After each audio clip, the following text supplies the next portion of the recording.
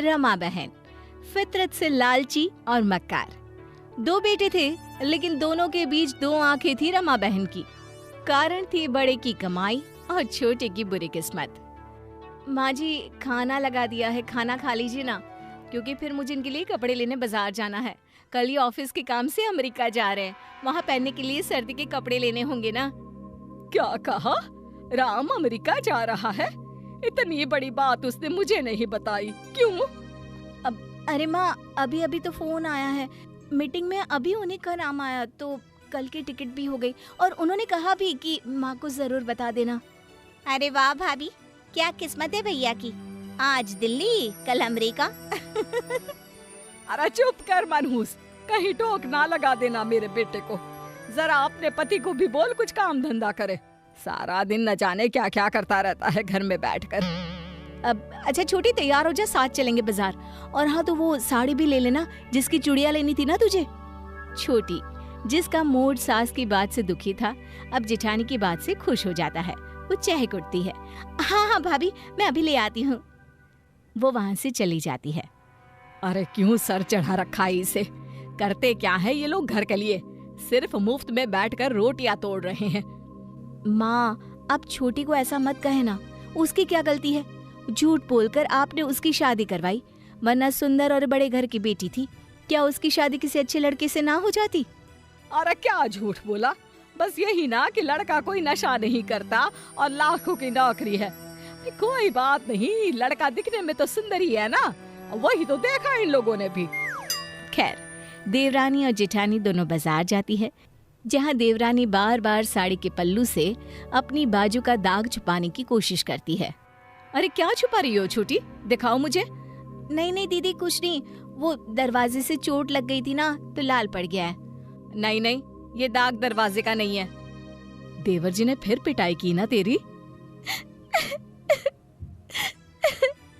देवरानी रोने लगती है।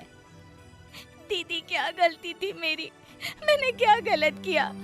कहा नशा मत करो तो मारने लगे, अरे कुछ पैसे मांगो तो मारने लगते हैं। दीदी, क्यों झूठ बोला आप लोगों ने मुझे? बड़ी बहू अब खुद को मुजरिम समझने लगती है। वो छोटी से क्या कहती? क्या छोटी मानती कि उसे तो ये सारी बात पता भी नहीं थी? शादी में बड़ी का दखल ना के बराबर रखा था सास ने। छोटी, तेरी उम्र कम है, ऊपर से कोई बच्चा भी नहीं। देवर जी के साथ 2 साल हो गए हैं तुझे, तू दूसरी शादी कर ले। छोटी रोने लगती है। नहीं दीदी, मैं प्यार करती हूँ उनसे, वो जैसे भी है मेरे पति हैं, मैं ठीक हूँ, बस ये ठीक हो जाए। बड़ी बहू छोटी का पूरा ख्याल रखती, लेकिन एक दिन तो हद हो जाती है। कर्जा मांगने वाला घर पर चला आता है। पुलकित का घर यही है? हाँ हाँ, छोटा बेटा है मेरा, बताओ क्या बात है? बुढ़िया, तेरे बेटे ने नशा करने के लिए 1 लाख लिए थे मुझसे, वो पैसे दे दे, वरना मैं पूरा घर तोड़ दूंगा। बहुत बड़ा गुंडा हूँ मैं यहाँ का। अरे ऐसा कैसे 1 लाख लेने आ गए हो? मेरा बेटा नशा करता ही नहीं है। तभी छोटा बेटा आ जाता है। वो कर्जा लेने आए लोगों को देखकर डर जाता है। अरे कल्लू भाई, मैं आपके पास ही आने वाला था। बेटा, तू इसे जानता है? तभी वहाँ छोटी भी आ जाती है। तू अंदर जा बहू, ये घर की बात है। माँ, उसे हक है सब जानने का कि उसका पति क्या क्या करता है।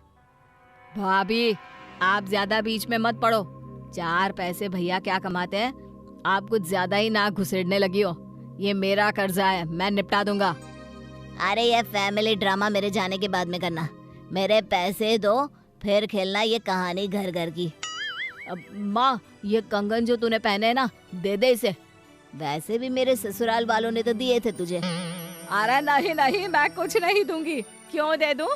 अरे माना तेरे ससुराल वालों ने दिए, पर तुझे पालने में मैंने कम खर्च किया है क्या? अरे कितना खाता था तू? ना ना, मैं नहीं दूंगी।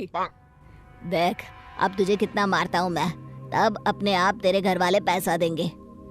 गुंडा जैसे ही पुलकित को मारने के लिए हाथ उठाता है, छोटी बहू कहती है, नहीं नहीं, मत मारिए इन्हें प्लीज, ये ले लीजिए, इससे आपके पैसे पूरे हो जाएंगे। छोटी अपने गले से सोन की चेन उतार कर गुंडे को दे देती है। गुंडा चेन लेकर चला जाता है। हाँ, अब ज्यादा देवी बनने की कोशिश मत करना, और ये जो सोने की चूड़ियां पहनी है ना, उतार दे इसे भी, आज का इंतजाम भी तो करना होगा। नहीं नहीं, ये मेरी माँ की आखिरी निशानी है, मैं नहीं दूंगी इसे। दोनों के बीच लड़ाई होती है, जिसमें पति पत्नी को एक धक्का देता है, वो गिर जाती है और उसके सर पर चोट आ जाती है। अब ठीक है, बहुत जबान चल रही थी इसकी, अब शांत हो जाएगी। अरे माँ चली गई तो आखिरी निशानी रख कर क्या करेगी? कितनी लालची लड़की है, पति को कंगन भी नहीं दे सकती। अरे सारा श्रृंगार पति से ही तो है। माँ जी, आप माँ होकर नहीं उतार सकी ना अपने गहने, वो बीवी है। भाभी, आपको पहले भी शांत रहने को कहा था। आपकी तो शिकायत मैं भाई से करूंगा। और हाँ, ये छोटी को भी अपने साथ रखिए, मेरे कमरे में मत आने दीजिएगा, मैं इसे तलाक देने वाला हूँ। नहीं नहीं, प्लीज ऐसा मत बोलिए। अगले दिन बड़ी भाभी का भाई बहन से मिलने आता है। दीदी, जीजू अमेरिका गए हैं, आप चलो ना मेरे साथ घर, माँ ने भेजा है आपको लेने के लिए। छोटी की तरफ बड़ी देखती है और कहती है, छोटी तू भी चल, पैक कर ले अपना सामान। दोनों बहुएं तैयार होकर निकल रही होती है कि सास कहती है, अरे घर का काम कौन करेगा, दोनों चली जाएगी तो। अरे छोटी, तू कहाँ तैयार होकर निकल रही है, चल घर का काम कर। नौकरानी कहीं की, कोई काम तो है नहीं तेरे पास। छोटी सामान लेकर अंदर जाने के लिए मुड़ती है कि छोटी का पति एक औरत के साथ आ जाता है। माँ, जाने दे इसे, वैसे भी मैं इस लिली से प्यार करता हूँ और शादी भी कर ली है, तलाक देना है तो दे, नहीं तो अदालत के चक्कर काटे। चलो लिली। ये देखकर छोटी के तो पैरों तले जमीन ही खिसक जाती है, वो रोने लगती है।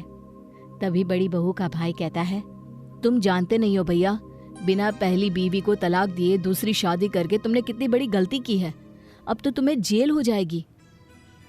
नहीं नहीं, ठीक है ना, इसे लिली के साथ ही रहने दो भाई, छोटी जैसी लड़की वैसे भी देवर जी जैसे लड़की को डिजर्व नहीं करती है, मैं इसकी शादी अपने भाई से करवाऊंगी। भाभी, ये क्या बोल रही हैं आप? मुझे रिश्ता मंजूर है दीदी, वैसे भी पति गलत होने का मतलब ये नहीं कि औरत अपनी जिंदगी घुट घुट कर गुजार दे। अरे वाह वाह वाह, क्या ड्रामा चल रहा है ये। हाँ माँ जी, किसी लड़की की झूठ बोलकर शादी करवाने में आपने मुझे भी जिम्मेदार बना दिया। छोटी जैसी भाभी पाकर मैं तो खुश हूँ। अब तो आप निपटिए ये लीली से।